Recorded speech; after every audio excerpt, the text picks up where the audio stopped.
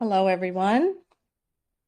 Great to see you here. We're going to just give it 1 minute to have others come in and join the webinar today. So just hang on for about a minute and we'll kick things off right at 12.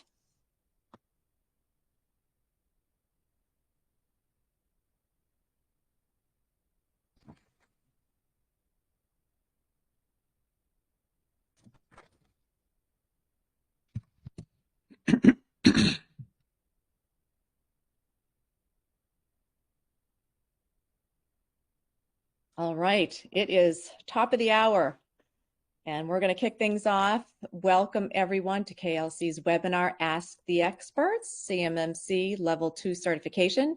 It's great to have you all with us today. Thank you for joining. My name is Kelly McDermott and I work with KLC Consulting, and I'll be the host of this webinar today. Here's a little bit about KLC Consulting and our webinar. So as you may know, we are a CMMC third-party assessment organization, or a C3PAO, authorized by the Cyber AB to assess and certify companies in CMMC. KLC Consulting is also a CMMC compliance consulting firm that helps DIB companies attain US DoD information security requirements. We were incorporated in 2002, and we have offices in Marlborough, Massachusetts, and in Houston, Texas, and we work all across the country. So joining me today are our esteemed panelists. We've got Kyle Lai, lead CCA and president and CISO of KLC Consulting, and also John Sciandra, lead CCA and principal CMMC assessor advisor to KLC Consulting. So I'd like to welcome both of our panelists, Kyle and John. How are you doing today? Thank you. Great. So before we kick things off, I just wanted to let you know that if you have questions, we're going to get to as many questions as possible. But if you have additional questions, please put them in the Q&A down on your toolbar there, and we'll be sure to get to those, or we'll hope to get to as many of those as we can. And also, a recording of the webinar will become available shortly after this meeting ends, and you will be sent the webinar recording directly. And also, if you would like a copy of the PowerPoint slides that Kyle and John will be sharing, you can email us at cmmc@klcconsulting.net, and I'll put that email address in the chat so you can get that, or feel free to email any of us here and we'll send the slides to you. So now I would like to kick things off and get to our agenda. And I'm going to have Kyle kick things off and walk us through a little bit of things that you need to know. Go ahead, Kyle. Kyle, for some reason, I'm sorry, but you're muted. Your microphone. Yeah, thank you, Kelly. Here we go. All right, now we're going to kick things off. Yes, yep. Yeah, thank you. So we're going to go through the CMMC certification process, some of the terminologies, and also timeline, and before we start answering questions, so we can just set some understanding about the process first, because these are common questions that we got. So, okay, so let's take a look at the CMMC assessment schedule. These are the typical schedule. These are KLC's process, right? So, and these processes are based on the Cyber AB's, the CMMC assessment process, the CAP 2.0. So there is a standard process that's defined by Cyber AB. So let's take a look at this one. The step one, what we do is the pre-assessment, right? And obviously this is all based on the CMMC Level 2 certification assessment. And the purpose is that if you are handling CUI, control unclassified information, and you have to, by contract, you have to get the CMMC Level 2 certification assessment, you'll contact us, KLC Consulting, and we are one of the C3PAO, and we will conduct the assessment. John, myself, and also Leila tell Laddie. So we have 3 lead CCAs within our organization, and we are have been busy conducting the assessment. This is we're already conducted 4, and they're going to conduct the 5th one next week.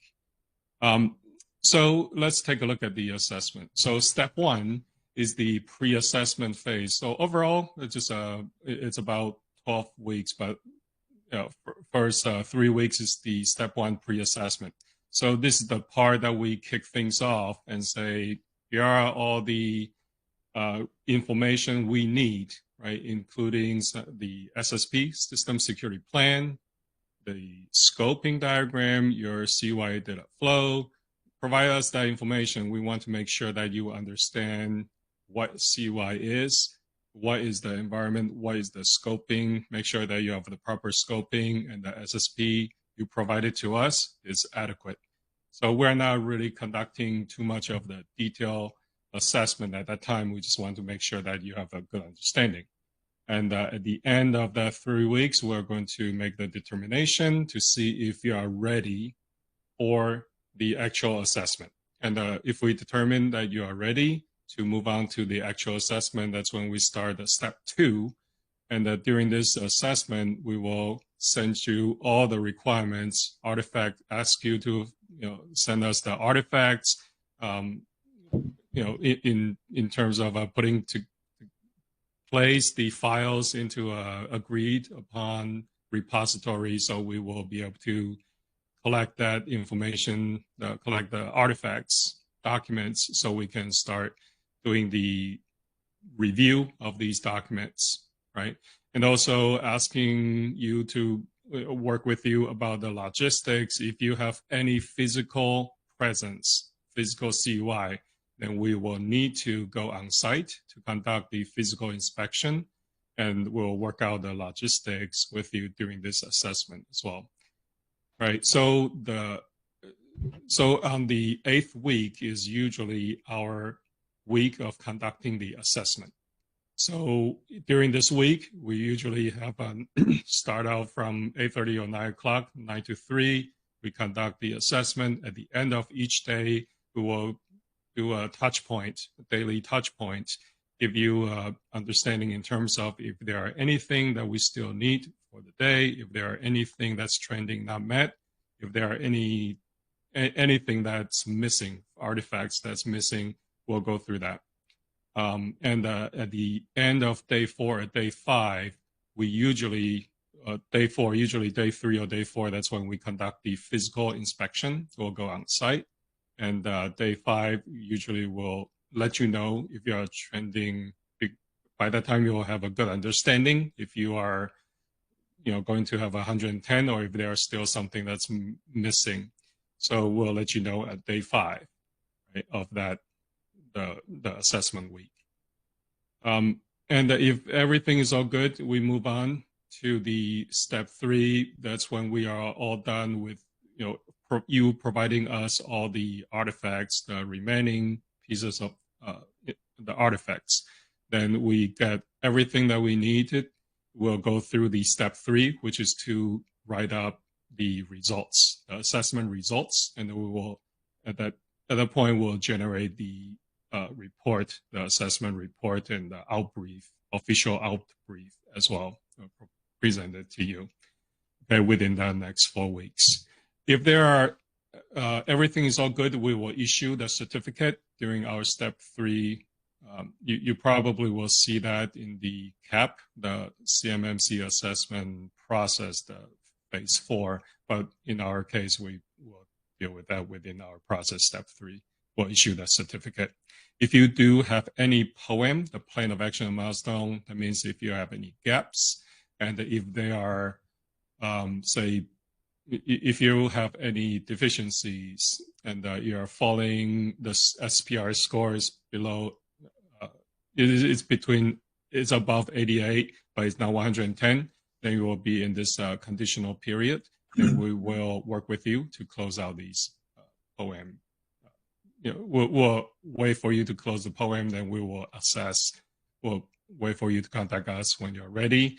It has to be within 180 days completion of the assessment.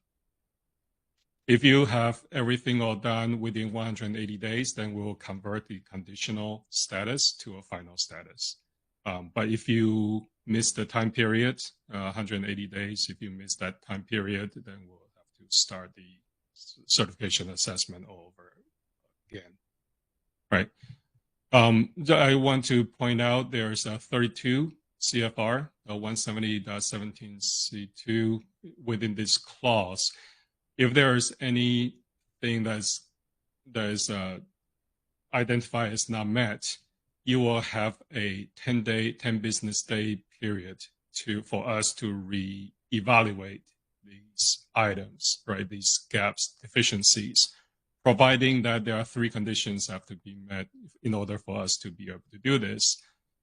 First is to just provide, you have the evidence, you will be able to provide us the additional evidence so we can, you can show it to us and they're ready to go so we can determine if these are really met or not.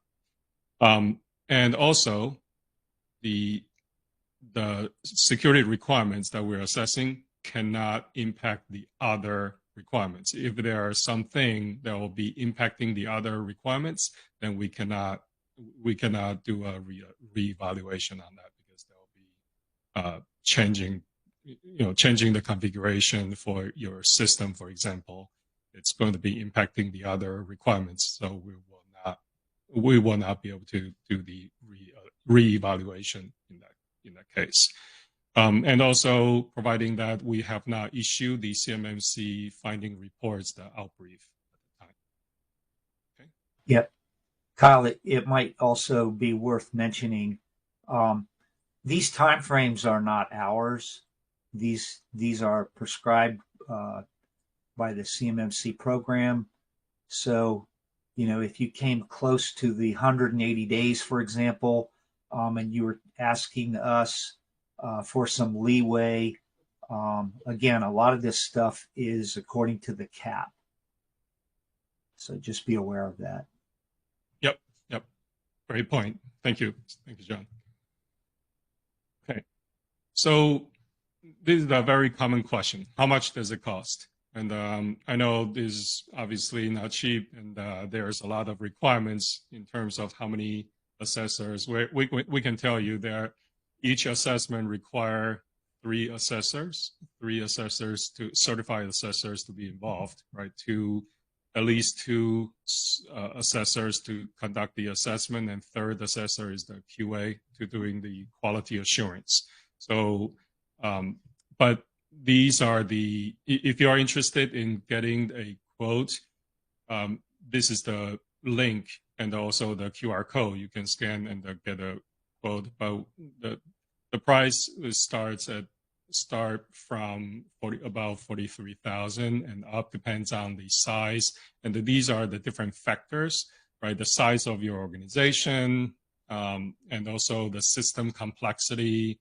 If you have how many locations that you have, and how many locations we need to go on site to conduct the assessment, right? And if you are doing everything your own on-prem, or if you have cloud-based, or if you have some things that are handled by MSP, managed service providers, those could play the difference in the cost as well as number of cage codes that are going to be in scope, because the more cage codes that you have, or the different cage codes with different functions, and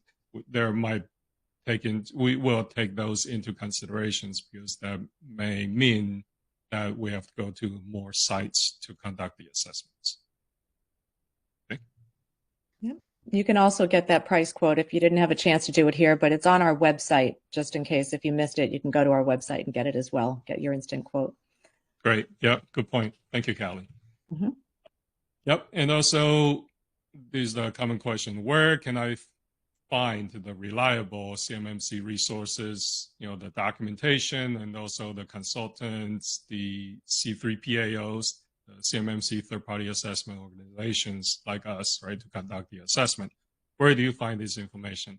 So DoD CIO office, they have the CMMC site. That's the official site that listed out the program, and also assessment guide, scoping guide, hashing guide, all that information is on the DoD CIO office.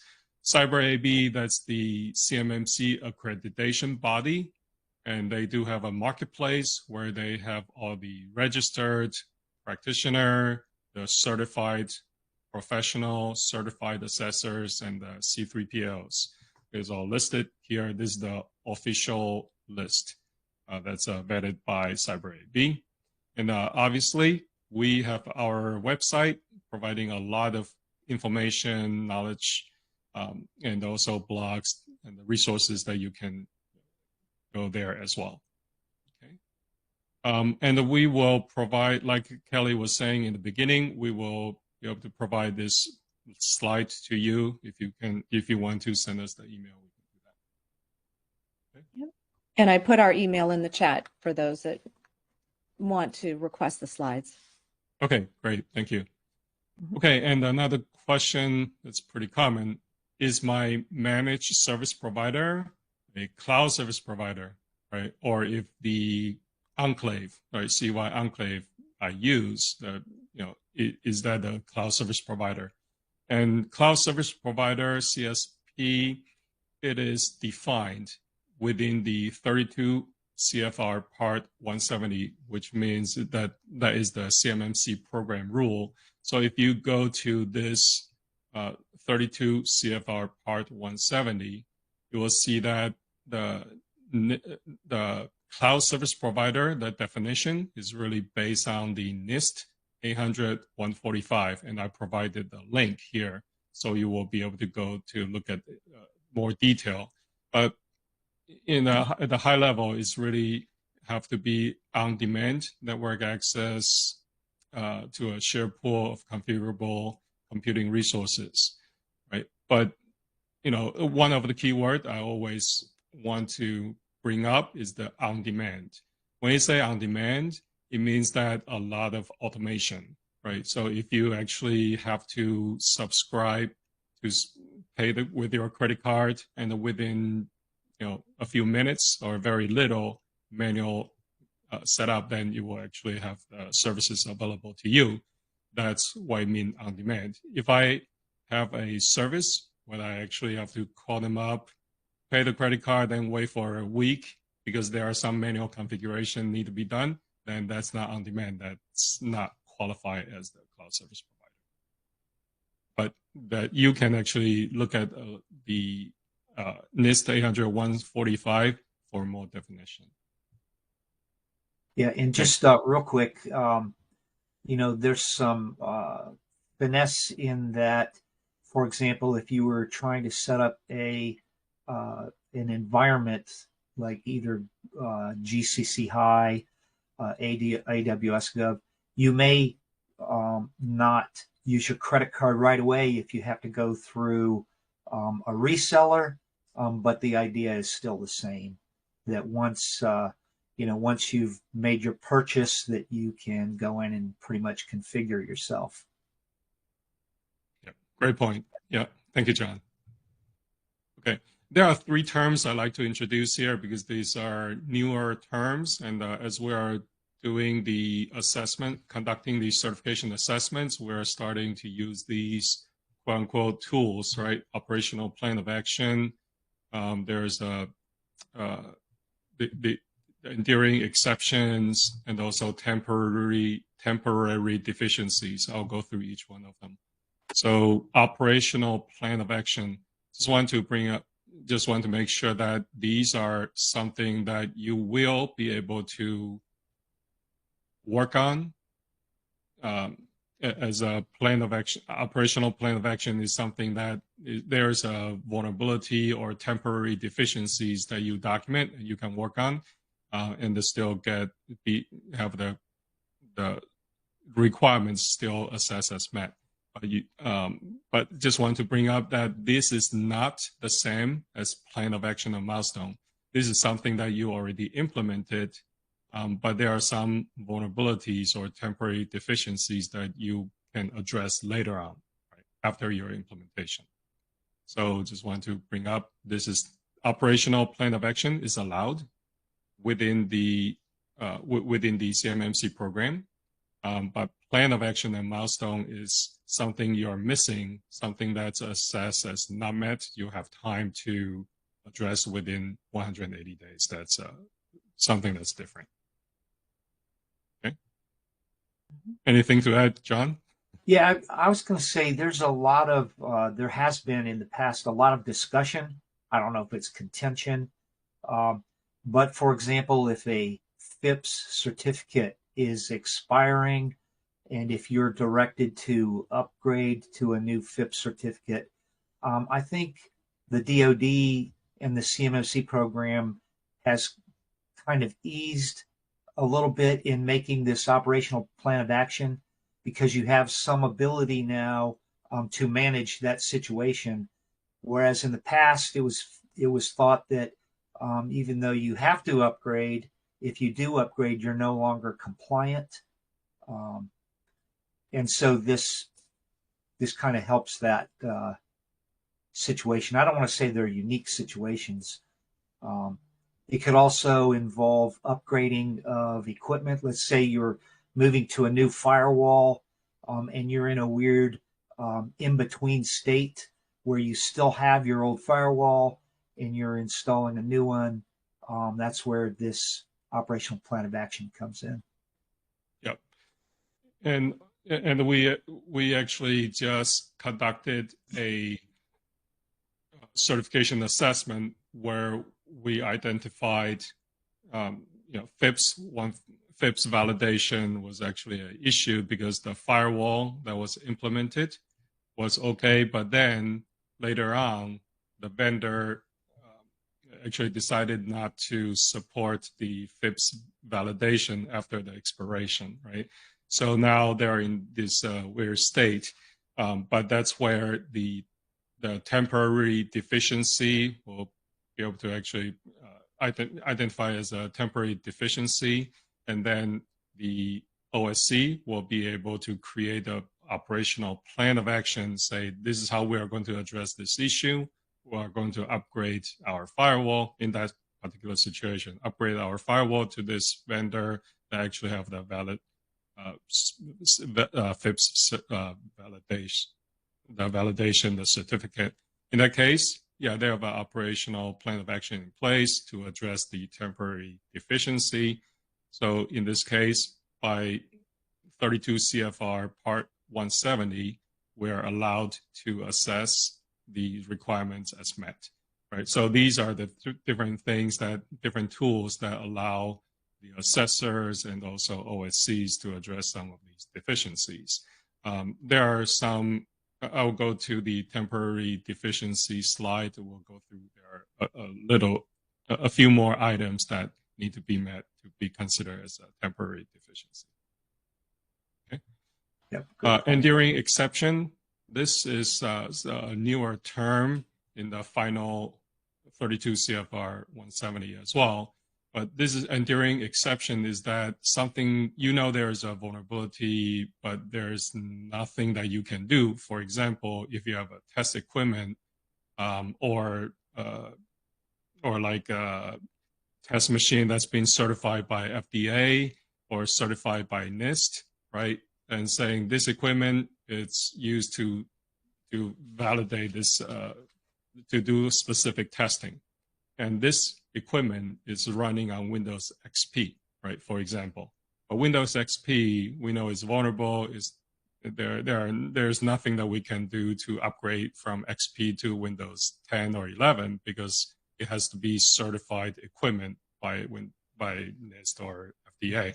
There's nothing you can do. You can document, say, this is the certified equipment, just as an example, right? These are certified equipment. We know there's a vulnerability. We put them into a separate environment, and there's nothing we can do. This is an enduring exception. So, if you have the enduring exception filed in this case, the requirements still can be assessed as met because there's nothing you can. So, and you can go through the 32 CFR Part 170 for more information. And this is the temporary deficiency we just talked about. So just need to make sure that when you have a temporary deficiency, that you actually document this in the operational plan of action, and is something that you are paying attention and working towards closing. There is no standard duration in terms of when you must close your temporary deficiency, because it's different from the plan of action milestone. Okay. Anything to add, John? All good. I think you've got it. Okay, great.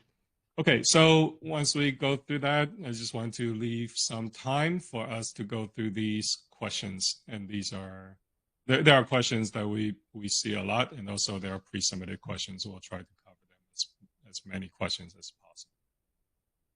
Okay, so we will roll things right along here. I think the bubble above everybody's head right now is, will CMMC be impacted by the new Trump administration with all the changes? Kyle, what do you have to say about that? I know there's only a slight delay, because when Trump administration take over, there's a executive order to hold all the rules that's not been finalized, right? Hold it for 60 days so there can be a review. In this case, CMMC 48 CFR, that's the second part of the CMMC. That's the CMMC procurement acquisition rule, right? So that's been reviewed, right? It's not been finalized. So that's been put in on hold for 60 days. Then it will be moving forward again. Katie Arrington, who actually started the CMMC program during the first Trump administration, she is back as a DoD CISO. So she is kind of a champion for pushing the CMMC forward. So based on her post on LinkedIn and some of the comments she has made, seems like there is not going to be any impact for the CMMC program going forward. John, is that what you hear as well? Yeah. So what I understand is whenever a new administration comes in, it's not unusual to freeze the rulemaking process and to do this kind of a review. So I don't believe that the CMMC program was targeted in any way. It just got swept up in the normal course of business. My personal opinion is that this program is so vital to, fixing part of the advanced persistent threat problem. I am doubtful that especially the Trump administration would want to stop that. So I think we're in a good place. There's been lots of delays. This will be maybe one more delay, but I believe, the ball is rolling now. So I'm fairly confident that I would not delay a decision of an OSC to move forward, based on any concerns that the program might be canceled. I don't think so. Yeah, I don't think it will be canceled. Yeah, all is green lights looking like here.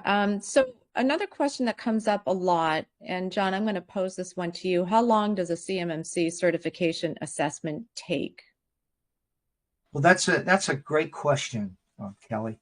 And so we did on a previous slide look at kind of the timeline of things, but let me embellish that a little bit. We do have a set structure, and especially by the time we get to the actual week of interviews and doing the actual assessment, there's a lot of factors that could play in. How well is the OSC prepared, and how well are they presenting the information? We've had an assessment where we could not directly find artifacts that we were trying to, match with a specific control, and we would have to go through a traceability matrix. It slowed us down a little bit because there was more digging around for things. So the famous answer, it depends. Overall, we have a structure, and so pretty much the timelines are correct.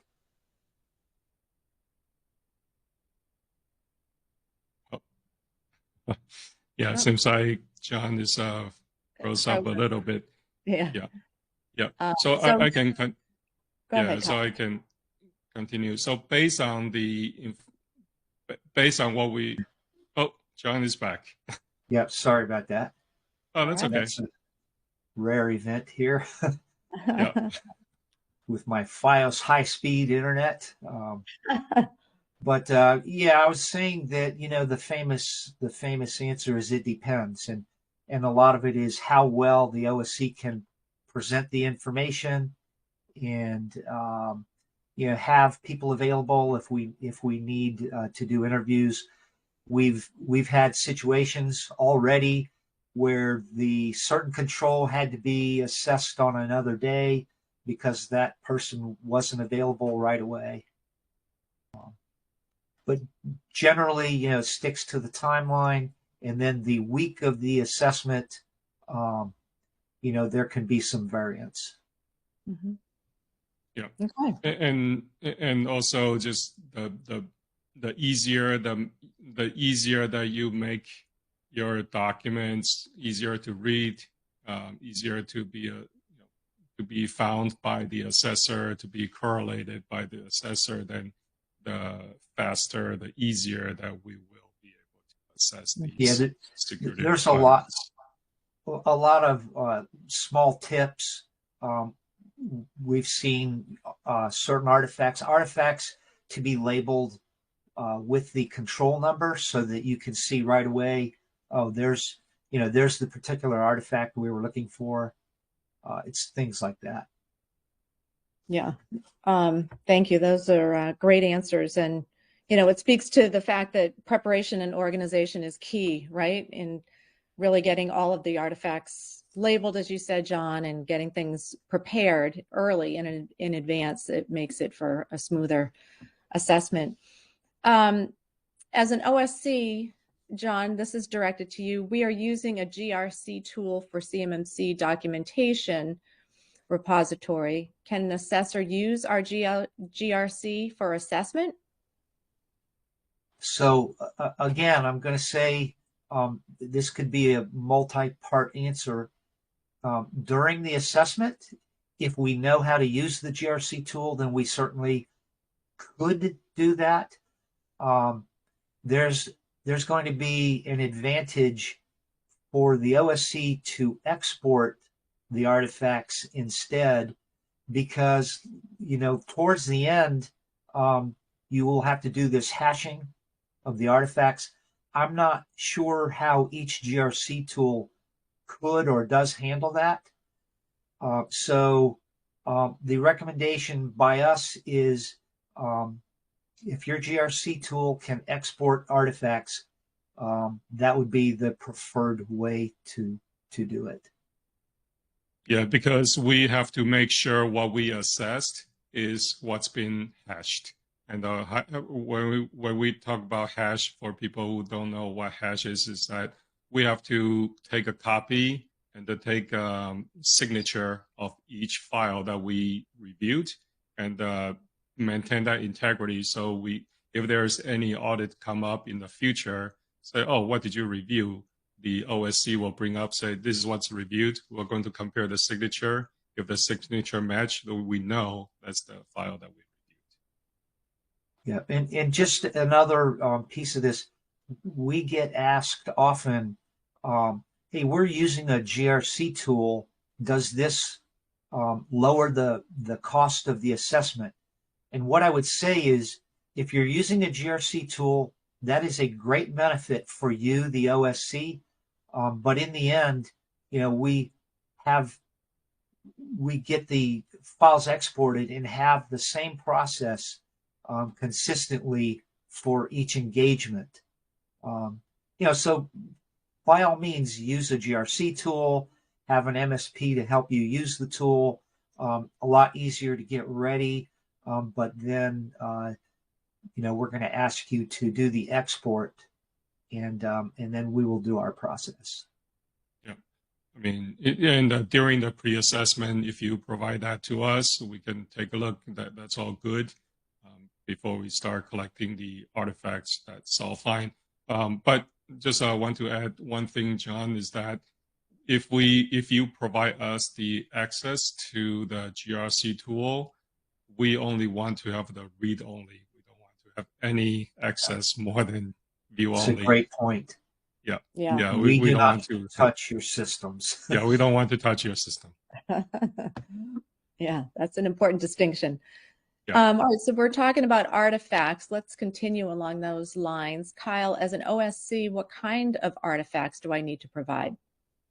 Yeah, so when we what we're looking for is at least the system security plan, there are policies and procedure for each requirement, and also associated assessment objective. And also the screenshots, if you can provide the screenshots, settings that support the controls, the assessment objectives, those are what we're looking for. I mean, we're going to still conduct the interviews, and whatever artifacts you provide to us, we are going to take a look at it. And if there are any questions, we'll still ask you for a demonstration during the assessment. So, but those are the minimum items that we're looking for, just artifacts that will be able to demonstrate that you are performing the practices to support the security, meet the security requirements effectively. Okay, great. So let's do a deeper dive on this. What do the CMMC assessors expect to see when they examine the artifacts? John, I'll let you take that one. Sure, and that plays into the previous question. So the CAP has prescribed a three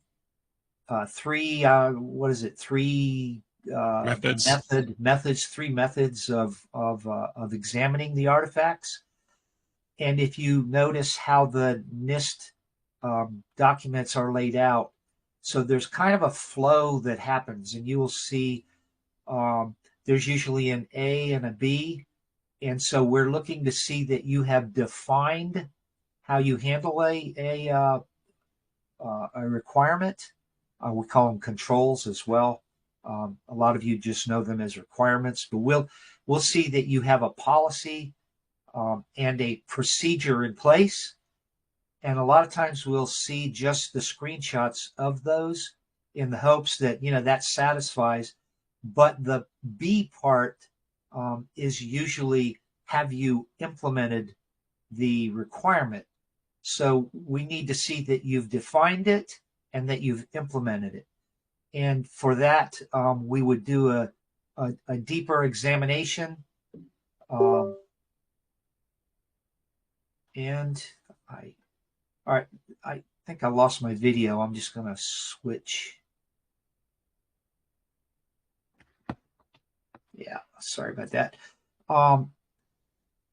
And so we will. So the process, we will look to see if you've defined it, that you have the policies, and that you're doing the implementation. Now, this is where a lot of the OSCs get confused, because just because you have some controls set up, let's say in Azure, and you're showing a list of users, for example, in Entra, we still need to see a process where HR might request the addition of a new user, and we need to see that you're also controlling that list, as assessors say in the various forums.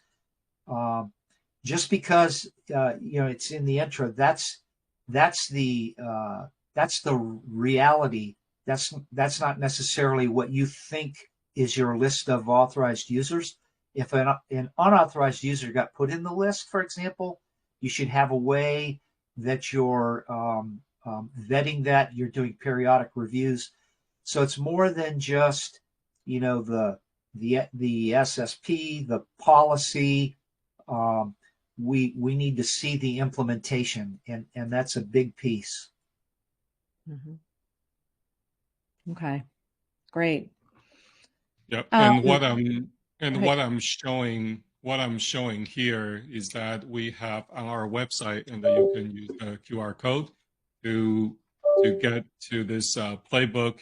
This is the playbook that we, as the C3PO, the assessors, use to conduct the assessments. So you will see the artifacts, what we're looking for, screenshots, interviews, or if we're looking for some demonstration, screen sharing session, and also what's the expectation for each control and assessment objective. So feel free to download. This is something that you'll be able to see what we're looking for. Yeah, that's a great resource too, because it breaks it all out for you. It makes it really easy to follow. Yes. So we're moving on to number 6 here. And what are the factors that you, as an assessor, John, consider as a smooth assessment? And you've alluded to this with the previous question, but can you clarify a little bit more about what makes for a smooth assessment?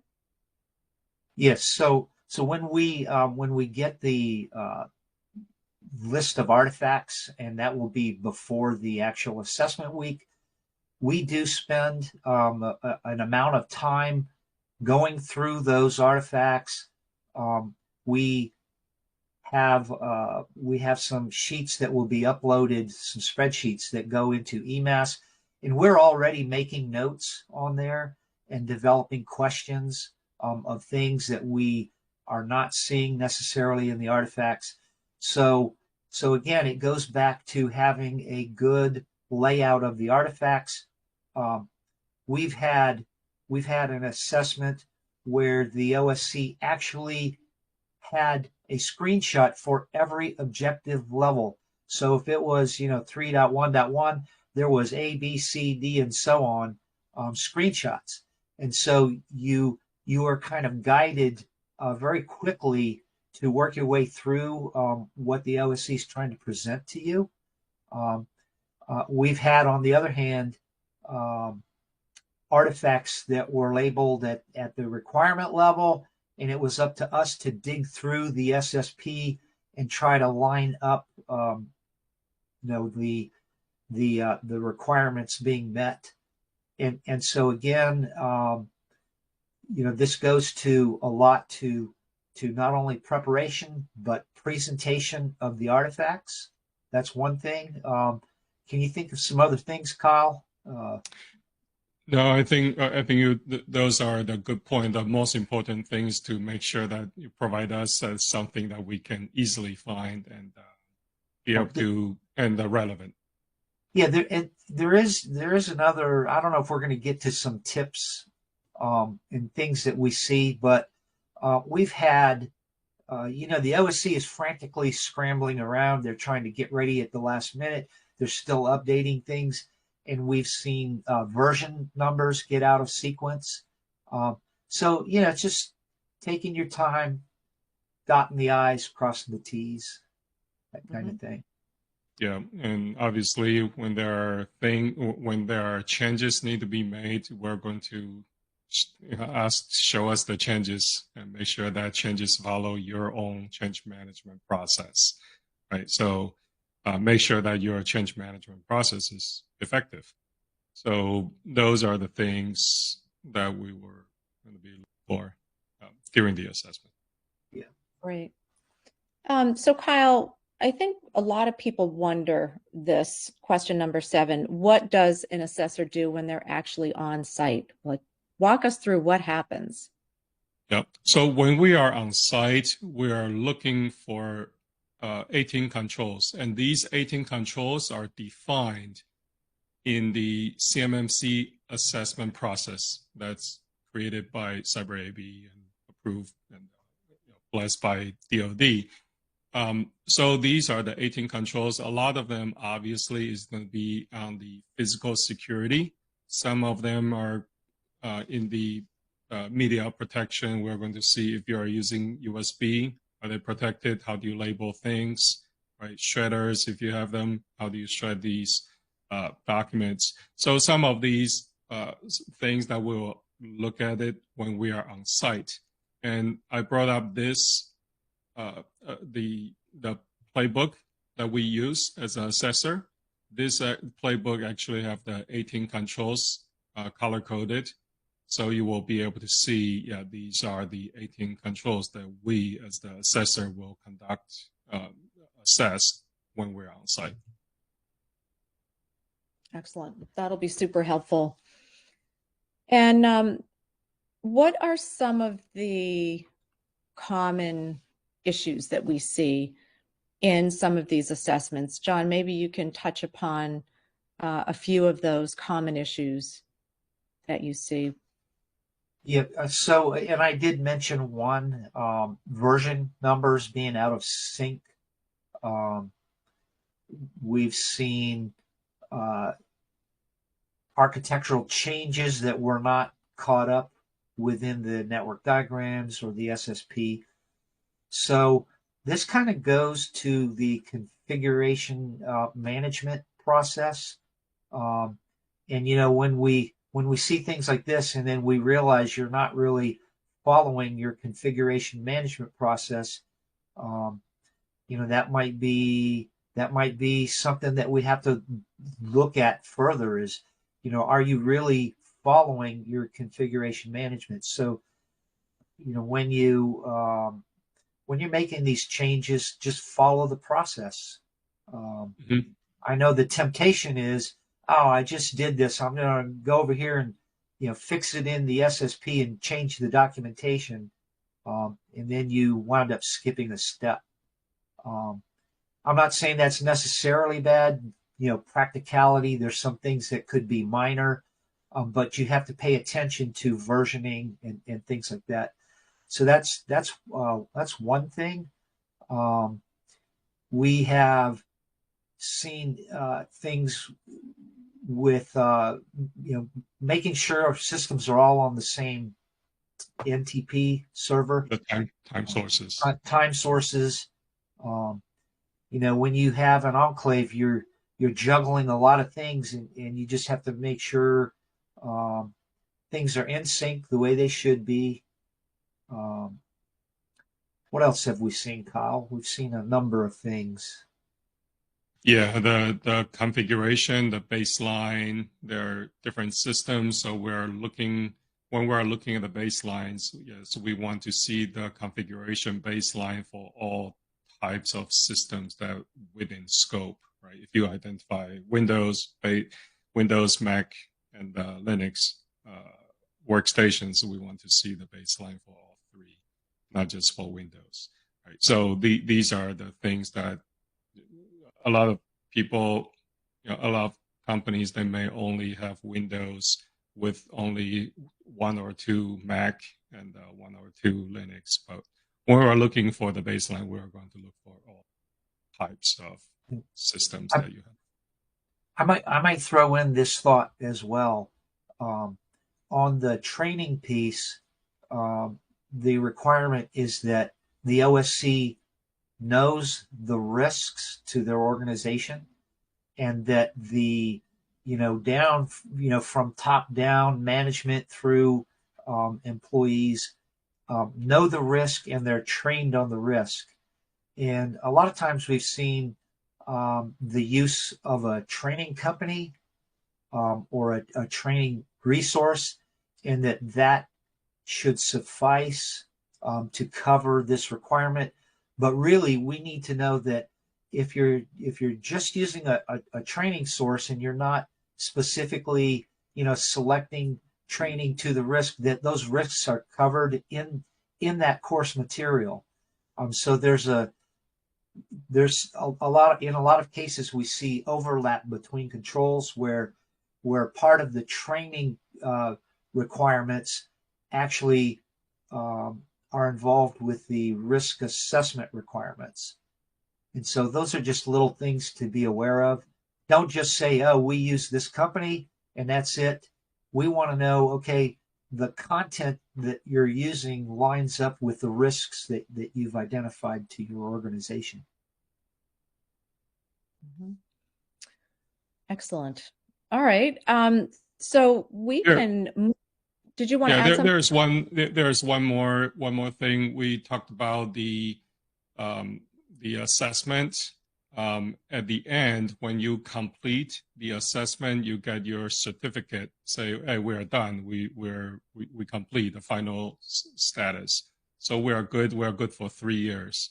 But just want to make sure that you know that you have to do the annual affirmation every year, right? And that you have to do it before the anniversary date of that, the 1 year mark.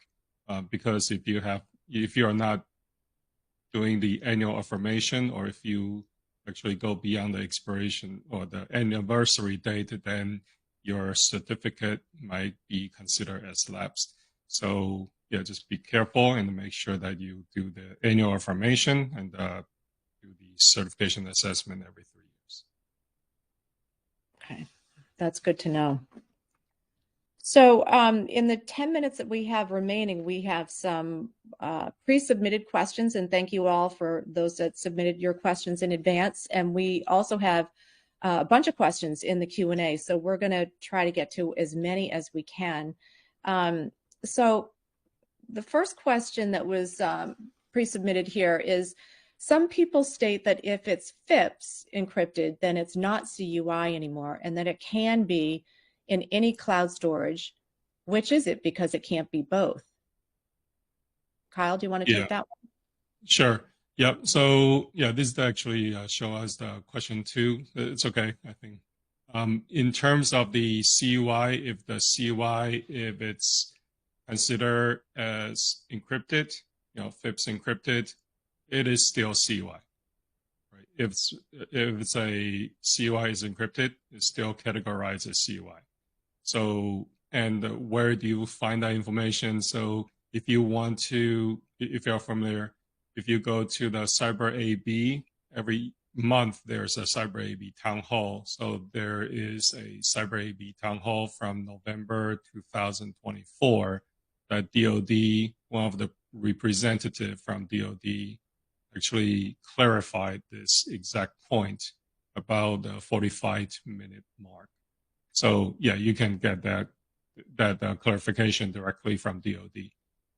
But yeah, just if it's encrypted, CUI is still CUI. Excellent. Yeah. All right, we've got a question here. Can any assessment objective, 5-point, 3-point, or single point, be fixed for reevaluation during the 10 business days, or is it the OSC limited to providing new evidence? Who would like to take that one? I think it's going to be both. Feel free to jump in, John. But I think it's going to be both, but to the point that we actually covered, right? So you have to meet some conditions. The 3-point or 5-pointers, the controls cannot, I mean, obviously you need to be able to provide the evidence within that 10 days to allow us to reevaluate.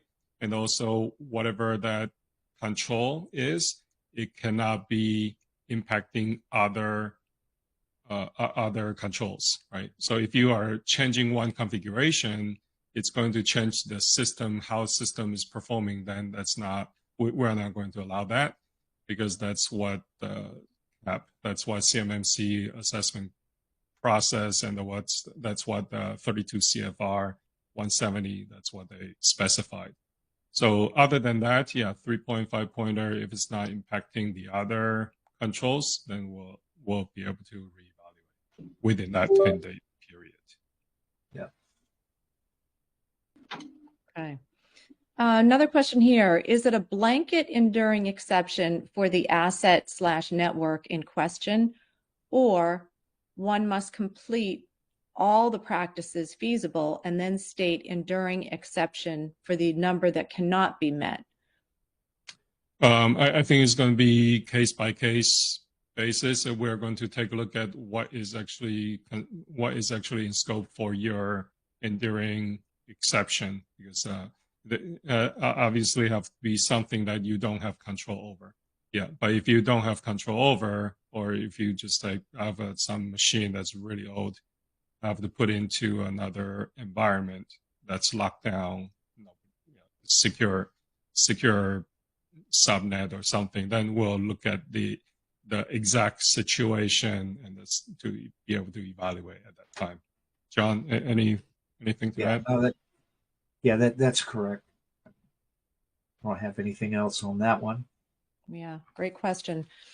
Is it required to have evidence time-stamped or only advised? Can you repeat that question?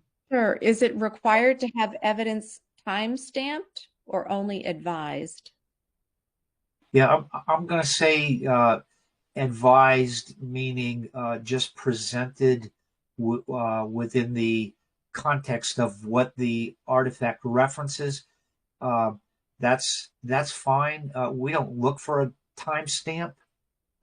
It just needs to be current. If you're giving an artifact that's outdated, then you should obviously, let's say it's a screenshot, redo the screenshot with updated information. But when we're doing the assessment, we're not going through looking for when was this screenshot taken. We are, the OSC is presenting this is the state of affairs of that current state. Yeah. Yeah. So no, we don't look for timestamps. We look for current artifacts. Yeah. Even if it was taken, a while back. Mm-hmm. And obviously, for the policies, procedures, we want to have the preferred version number and usually there's approval, authorized approval dates for those. Yeah, we'll look for those. But like John was saying, if there's just screenshots, we just want to confirm those are at the point in time when we're doing the assessment, that's the state. And of course, if the requirement is something that has to be revisited a minimum of annually, if you're presenting something from 2 years ago, and I think we actually had one of those, that's not good enough. Make sure your artifacts.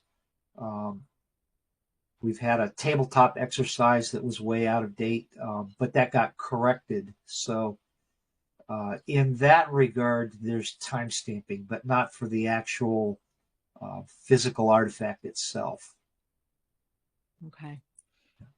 Another question here is, what portion of the assessment do you perform from your certified DIBCAC enclave? So what portion of the assessment do you perform? It's 100%. Yeah. We do not do it. Yeah, go ahead, Kyle.